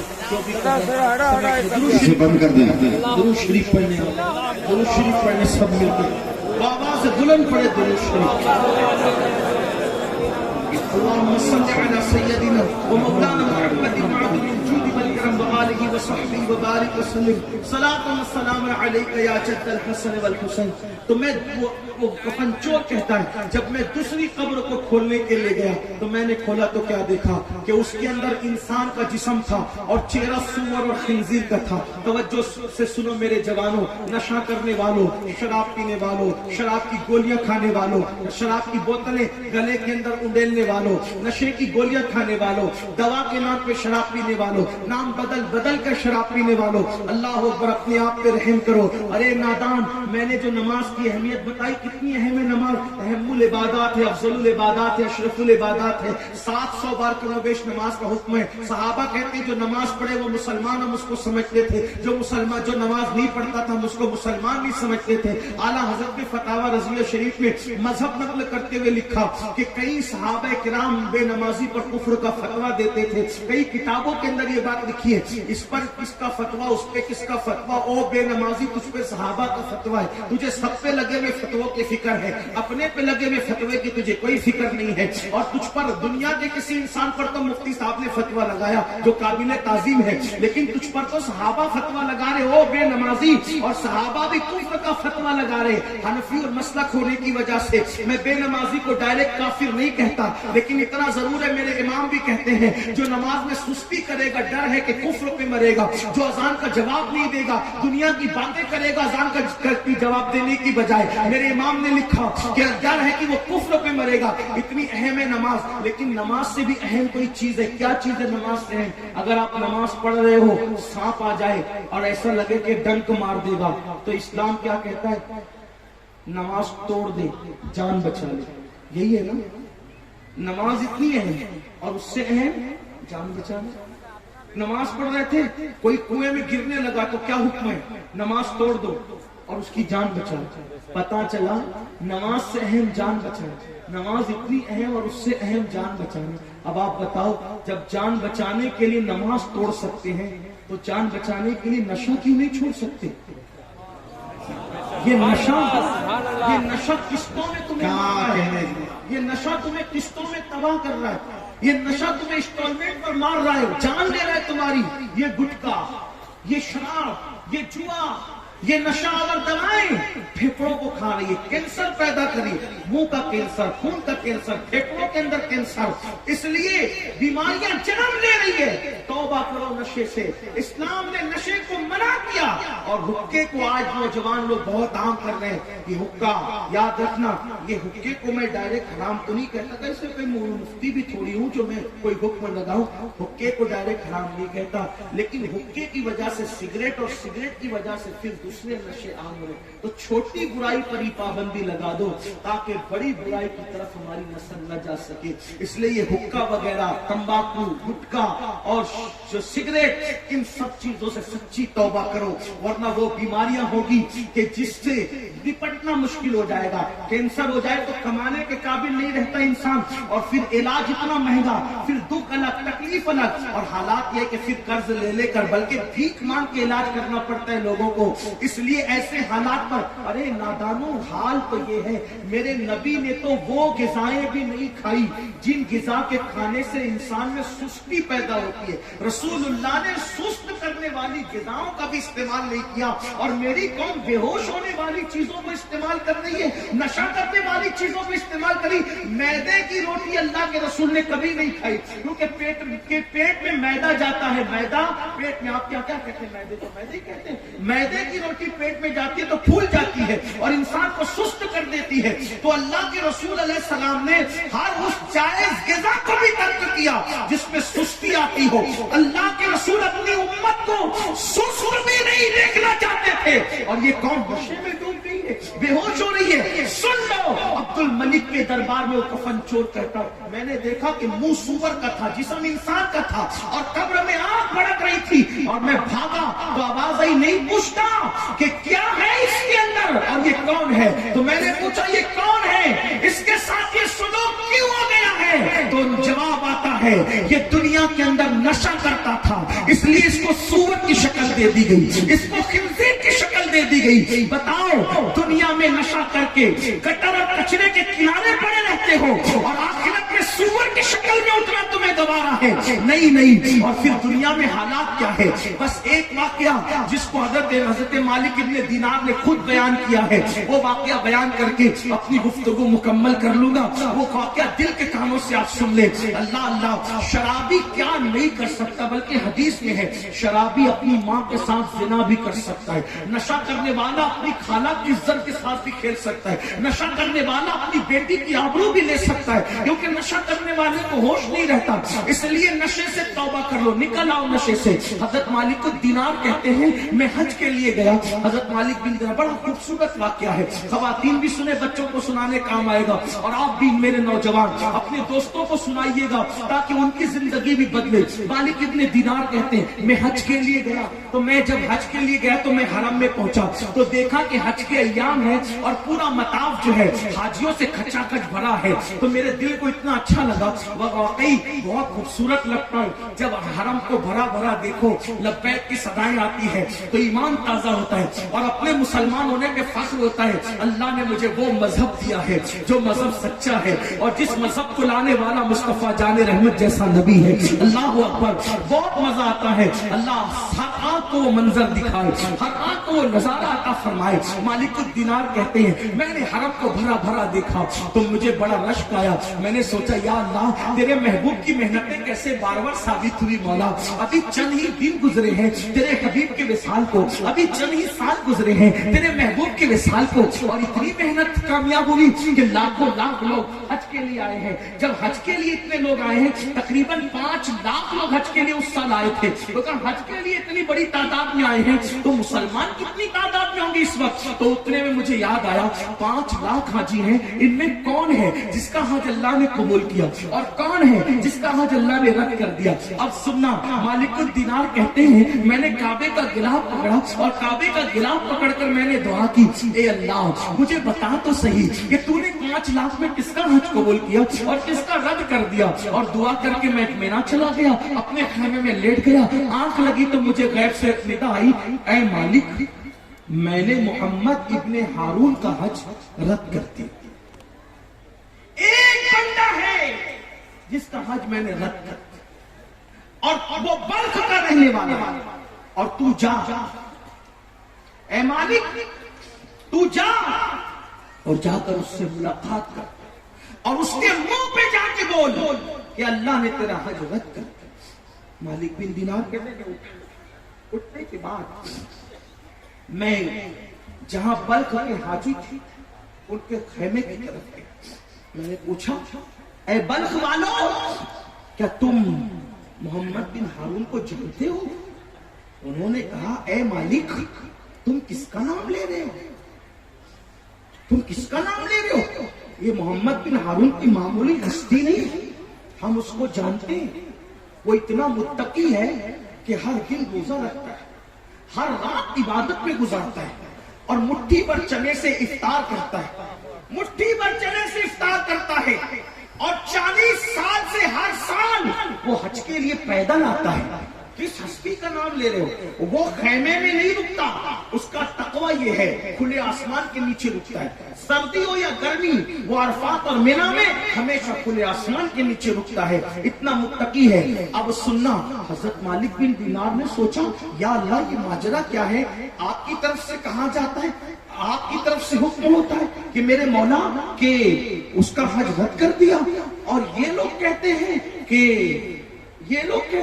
इतना मुत्तकी है। याद रखना, मखलूक अगर तारीफ करे तो उस पर घमंड नहीं करना, इसलिए कि मखलूक जाहिर देखती है और यार बातिन देखती है। इन्नल्लाहा ला यंजुरु इला सुवरिकुम व इला अम्वालिकुम वलाकिन यंजुरु इला कुलूबिकुम। अल्लाह न तुम्हारे चेहरे देखता है, न तुम्हारे माल देखता है, अल्लाह तो तुम्हारे दिलों को देखता है। तो याद रखना, लोगों की तारीफ पे घमंड नहीं करना, लोगों की तारीफ पे नहीं इतराना। जब तक दोनों पैर जन्नत में नहीं पहुंच जाए उस वक्त तक अपने आप को नेक तसव्वुर करने का हमें कोई हक नहीं है। पता नहीं रास्ते में क्या हो जाए और हमारे लिए इल्म इलाही में क्या है हमें नहीं पता। तो अल्लाह अकबर, मालिक बिन दिनार ने सोचा, लेकिन फिर ख्याल किया लोग कुछ भी कहें मैंने तो जाके मिलना है, क्योंकि मुझे गैबी हुक्म है कि मैं जाके इब्ने हारून से मिलूं। वहां से निकले, पूछते पूछते कि कहाँ है, तो पता चला कि पहाड़ों के दरमियान खड़ा होगा, इबादत में मसरूफ होगा। हजरत मालिकुल दिनार निकले, जब गए तो क्या देखा, एक बंदा है एहराम में नंगे सर है। एहराम में था तो नंगे सर होना एक जाहिर सी बात है, वो होना ही था। और उसकी आंखों से आंसू जारी है, दाढ़ी आंसुओं से तर है, उसका एक हाथ कटा हुआ है, पैर के अंदर जंजीर है और एक हाथ کے اندر وہ زنجیر پکڑے ہوئے ہے اور روتے ہوئے آسمان کی طرف دیکھ کے بڑے ناز سے کہتا ہے مولا مجھے بخش دے، مولا مجھے معاف کر دے، مولا میری مغفرت کر دے، بہت ہو گیا مولا، بہت دن بیت گئے مولا، میں تجھے مناتا ہوں لیکن تیری طرف سے رضا کا اعلان نہیں ہوتا۔ رو رہا ہے رو رہا ہے رو رہا ہے۔ جیسے مالک الدینار کی آپ کے قدموں کی ہٹ اس کے کانوں میں پہنچی، جلدی سے اس نے آنسو پوچھ لیے۔ مطلب وہ چٹنگ باز نہیں تھا، ریاکار نہیں تھا، اپنے آنسو چھپا رہا تھا، اس نے آنسو پوچھ لیے۔ جیسے مالک بن دینار نے اس کو دیکھا تو کہا کون؟ مالک بن دینار۔ اچھا اے اللہ کے ولی، خواب دیکھ کر آ رہے ہو کہ ابن ہارون کا حج رد ہو گیا، جا کر اس کو اطلاع دے دو، یہی رپورٹ لائے ہو نا، یہی بات لائے ہو نا۔ مالک الدینار نے سوچا یا اللہ یہ کیسا بندہ ہے کہ میرا خواب بھی جانتا ہے، میرے خواب کا مضمون بھی جانتا ہے۔ تو میں نے کہا اے اللہ کے بندے، تو میرا خواب بھی جانتا ہے اور میرے خواب کا مضمون بھی جانتا ہے، آخر بتا کہ تو اتنا پہنچا ہوا ہے، پھر اللہ نے تیرا حج کیوں رد کر دیا؟ اللہ پاک نے تیرا حج کیوں رد کیا؟ حج رد ہونے کی وجہ کیا ہے؟ اللہ اکبر۔ آپ توجہ فرمائیں میری بات پہ، بہت اہم گفتگو، اہم موڑ پر ہمارے۔ آپ اپنی موبائل کو بند کر چھوڑ دیں ایسے، آپ میری طرف توجہ کریں۔ موبائل کی ضرورت نہیں میرے بھائی، یہاں دل کی روشنی کی ضرورت ہے۔ محفل پر مصطفیٰ جان رحمت کی نگاہ عنایت ہے، محفل پر پنجتین پاک کی نگاہ عنایت ہے۔ آپ تھوڑی توجہ کر لیں، بس چند جملے کے بعد بات مکمل ہے۔ اللہ اکبر۔ حضرت مالک بن دینار نے فرمایا اے ابن ہارون، تو اتنا پہنچا ہوا انسان ہے، تو میرا خواب بھی جانتا ہے، خواب کا مضمون بھی جانتا ہے۔ مالک الدینار کو اس نے کہا اے مالک، میں کوئی پہنچا ہوا نہیں ہوں، نہ ہی یہ میرا کشف ہے، نہ ہی یہ میری کرامت ہے، بلکہ یہ 40 سال کا تجربہ ہے۔ 40 سال سے ہر سال میں حج کے لیے آتا ہوں، 40 سال سے ہر سال میں حج کے لیے آتا ہوں، لیکن ہر سال کسی نہ کسی ولی کو خواب میں دکھایا جاتا ہے کہ جاؤ اور جا کر ابن ہارون کو بتا دو کہ ہم نے اس کا حج رد کر دیا۔ بس اسی تجربے کی بنیاد پر، اسی تجربے کی وجہ سے میں کہہ رہا ہوں کہ تم خواب دیکھ کر آئے ہو نا۔ حضرت مالک بن دینار تھے، وہ مالک الدینار نے کہا اے ابن ہارون، میرا اللہ ظلم سے پاک ہے، میرا اللہ زیادتی سے پاک ہے، میرا اللہ اپنے بندوں سے بہت محبت کرتا ہے، وہ یوں کسی کی عبادت رد نہیں کرتا، وہ یوں کسی کی عبادت کو رد نہیں کرتا، وہ یوں کسی کا اجر ضائع نہیں کرتا۔ ابن ہارون تو نے آخر ایسا کیا کیا؟ ابن ہارون آخر تو نے ایسا کیا کیا جس کی وجہ سے اللہ اتنا ناراض ہے کہ اللہ تیری عبادتوں کو رد کر رہا ہے اور تجھ سے ناراض ہے؟ اب دل کے کانوں سے سننا، ہو سکتا ہے نشہ کرنے والوں تم بھی اللہ نہ کرے اس بلا سے گزرو۔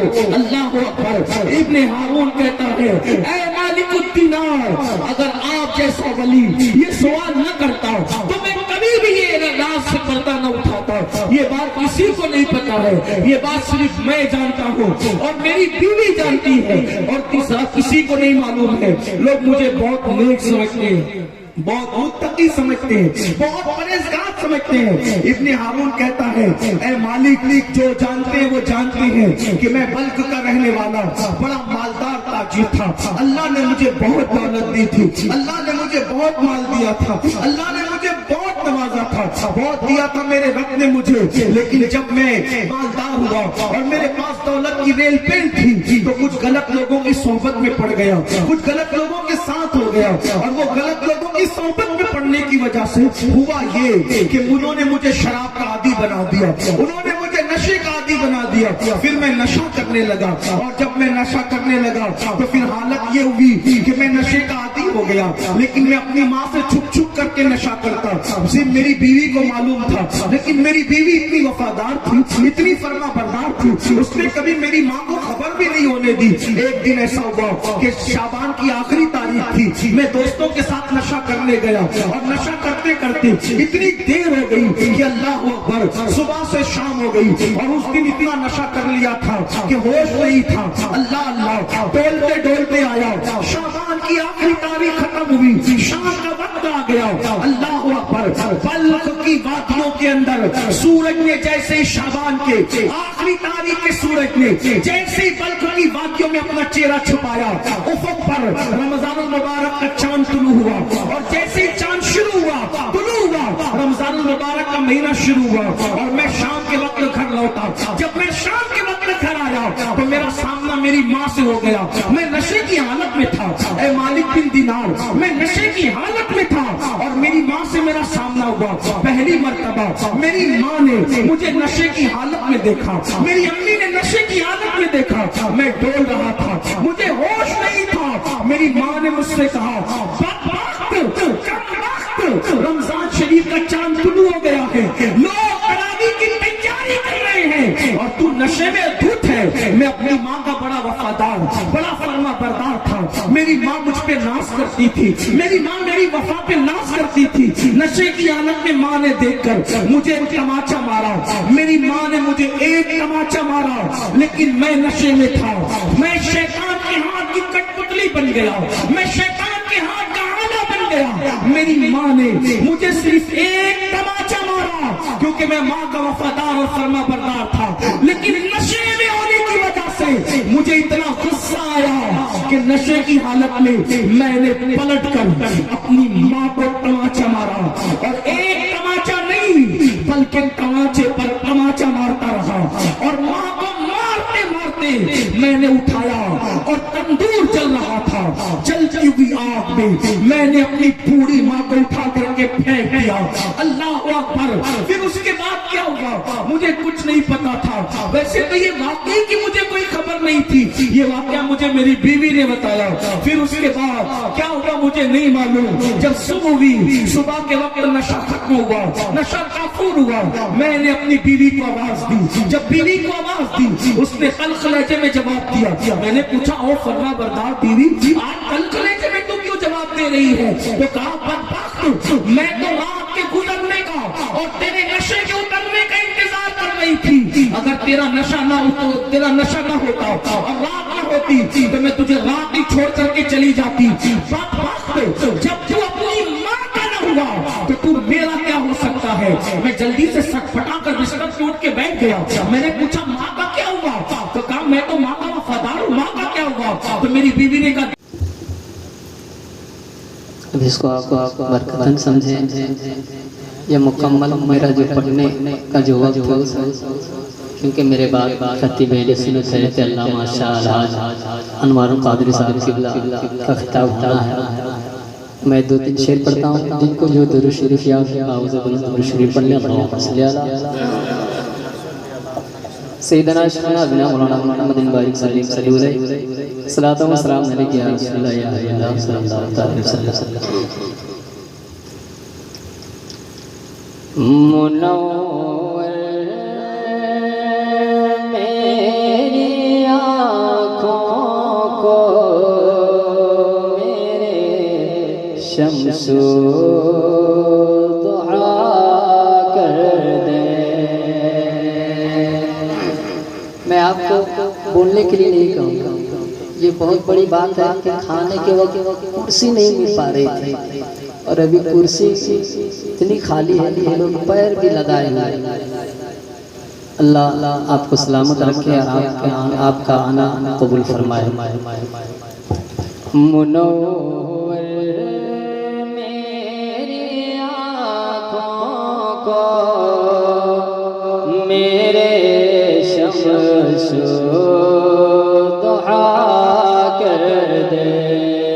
منور میری آنکھوں کو میرے شمس دعا کر دے.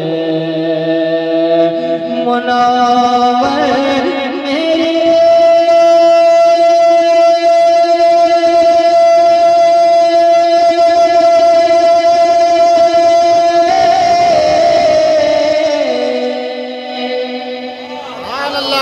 منور میری آنکھوں کو میرے شمس دعا کر دے.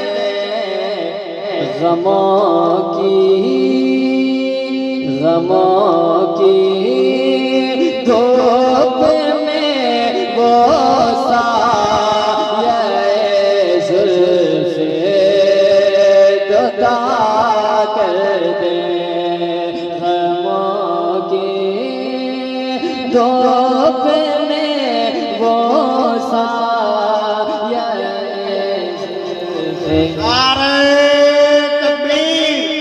نعرہ تکبیر، نعرہ رسالت، نعرہ رسالت، مسلک اعلیٰ حضرت، فیضان اعلیٰ حضرت، بستی بستی قریہ قریہ، بستی بستی قریہ قریہ، نعرہ تکبیر، نعرہ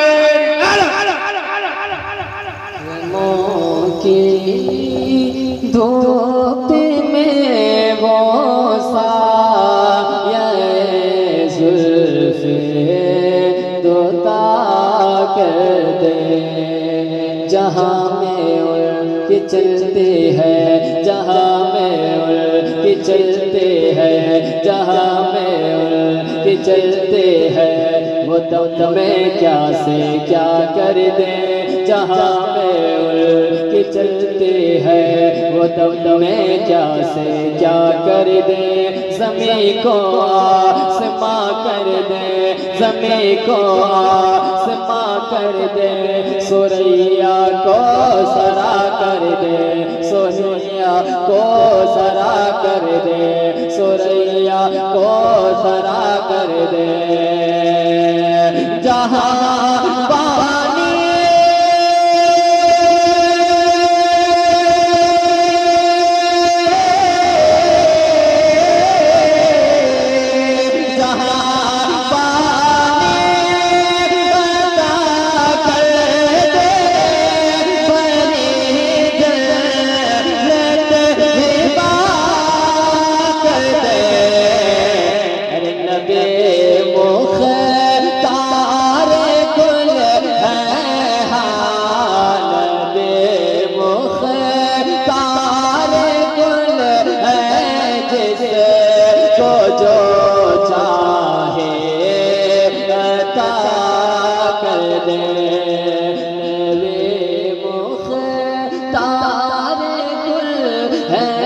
جس کو جو چاہے عطا کر دے، نبی مختار کل ہے، جس کو جو چاہے عطا کر دے۔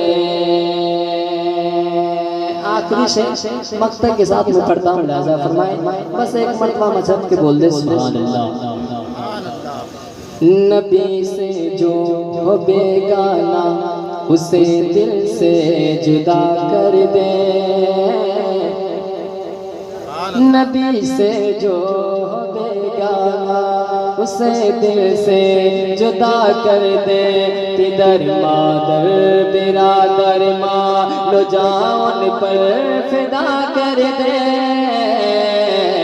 نبی سے جو ہو بیگانہ اسے دل سے جدا کر دے، پدر مادر برادر ماں لو جان پر فدا کر دے، مجھے کیا فکر ہو